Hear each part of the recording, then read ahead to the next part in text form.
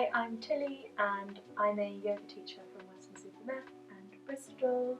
I'm also a student and a musician and work on a little bit of sound healing and meditation.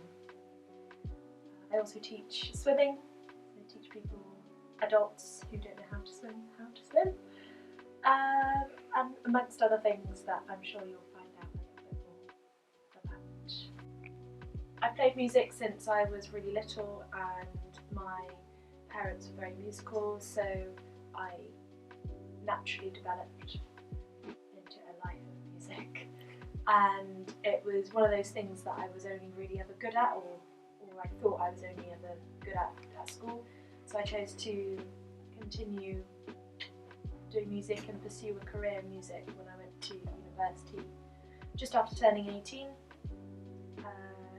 8 years ago, and then I lost touch of music and found yoga instead, and then the two have just combined really nicely. And the reason why I wanted to do music was to obviously have a career, but I also wanted to go into therapy, which is what I'm doing now, and work with everyone to help them heal and maintain a good mental health. Right wrist, left wrist,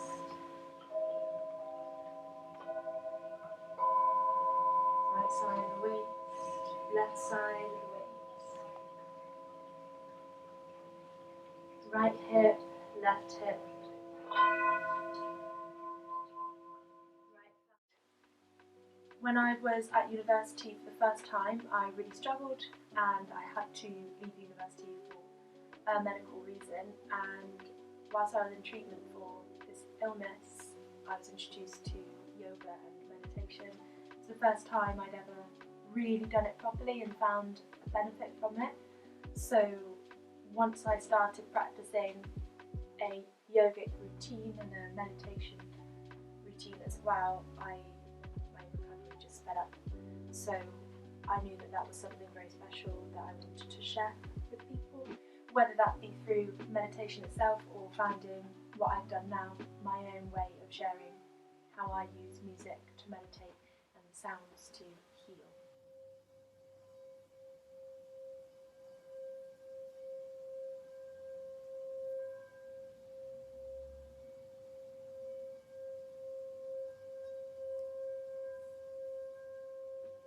A typical day in my life is I wake up, I try and make it to the gym before 9 o'clock in the morning. Sometimes it happens, sometimes it doesn't.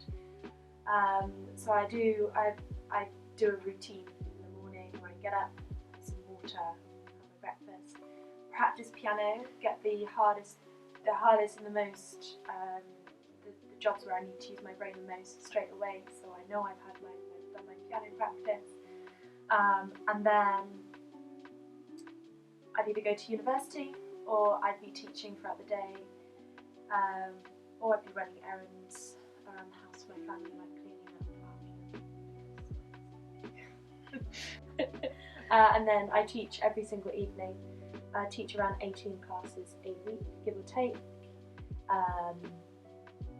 whilst studying, writing, reading. Inhale. Exhale. Okay, hands onto the floor, take a forward fold, so draw the toes in a little bit, heels are a little bit wider than the toes, and just rock side to side, sway through the body, bending the knees, snuggling the tummy in between the thighs. A great thing about being self-employed is that you can run your own hours and you're in control of how much money you're going to get and how much money you put into certain things. So for example, I could buy equipment which might be really cheap, or I could spend a lot of money on equipment which I'm going to use for years and years and years, say for retreats and so forth. One downside that I have encountered quite a lot is not being paid for, if it's a bank holiday, you don't get paid extra, and also not being paid for holidays, so you can't just book out a week and say, oh well, I'm going to book this as holiday and I'm still going to get paid for that week.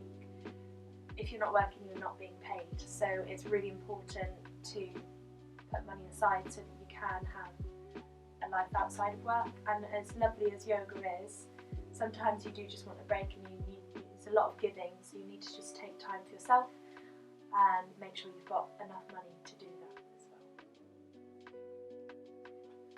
My accomplishments so far since being a yoga teacher is actually getting paid an okay wage for what I do, and having a real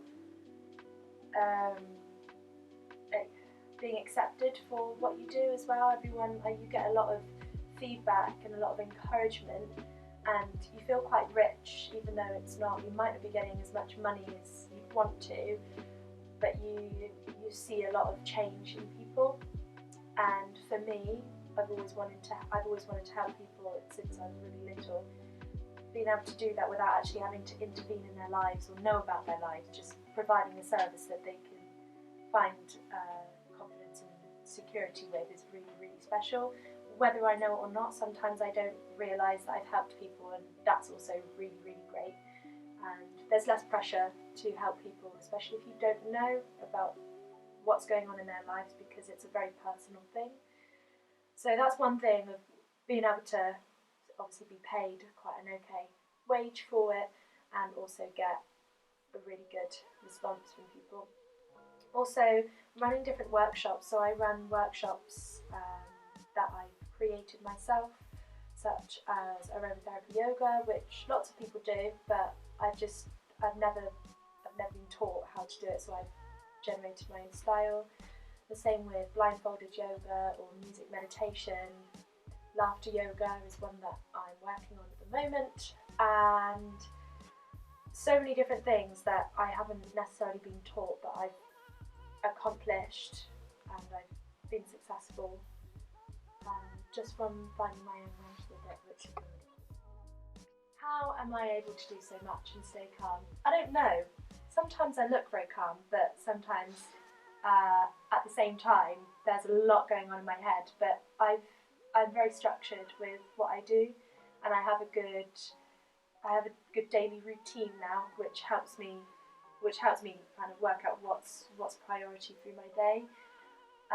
As well as work, it's really important for me to make sure I take time out to socialise. I'm quite a social being, and socialising is part of my wellness. So if it means that I have to drop classes or turn down work, as much as you don't want to, you have to look after yourself. So I found myself in the past few months actually turning down a lot of work because I want to stay sane, and that's another way that I keep it going. And if I am really stressed, yoga really helps me. As much as it helps other people, me being able to teach yoga is, I still love doing it, and it makes me happy. When I think of what inspires me, I don't really know. I get inspired by things that I don't realise. There's nothing that I can pinpoint. As cliche as it sounds, I feel like I'm my own inspiration. There's no one that's doing what I do, but I always want to make it better, and I always want to learn. I think I'm going to spend the rest of my life enrolling on new courses, always learning, to get new certificates, to get new knowledge, fresh knowledge that I can share. And the more I teach, the more I learn as well. If I'm teaching, I'm learning on the job. And when I qualified as a yoga teacher, I didn't know nearly as much as what I do now. So inspiration-wise, I think it's just aspiring to always be better than yourself, but never think that you're not enough, because I know that I'm enough, but always wanting to learn more. So probably just knowledge is my inspiration.